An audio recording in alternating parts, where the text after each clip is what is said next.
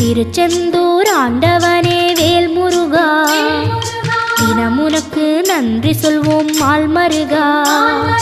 திருவடியில் தவம் இருப்போம் திருமுருகா, தீர்ப்பெழுது நலமெனவே வடிவழகா.